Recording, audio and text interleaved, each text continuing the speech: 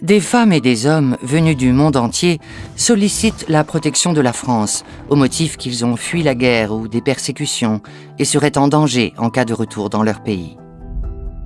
Comment leur demande d'asile est-elle examinée?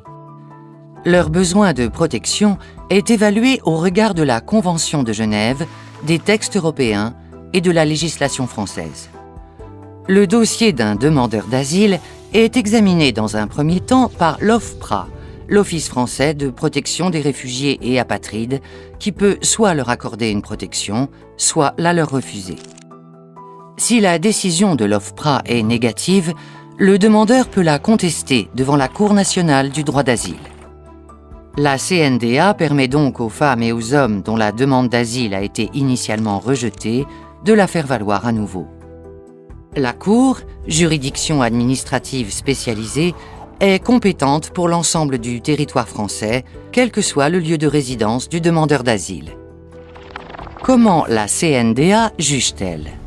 Le dossier est examiné par un rapporteur.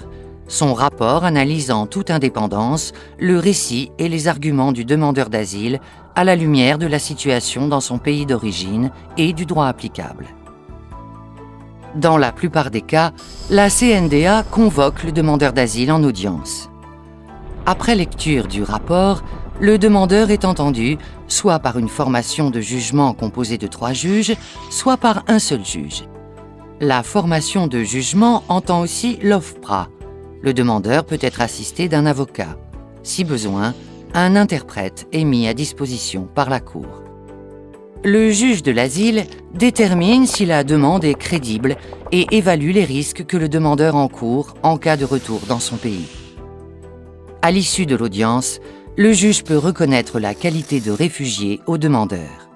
S'il ne remplit pas les conditions pour se voir reconnaître cette qualité, il peut aussi bénéficier d'une autre protection, dite protection subsidiaire, s'il encourt des menaces sans pour autant pouvoir bénéficier du statut de réfugié. Sa demande peut également être rejetée si son besoin de protection n'est pas avéré.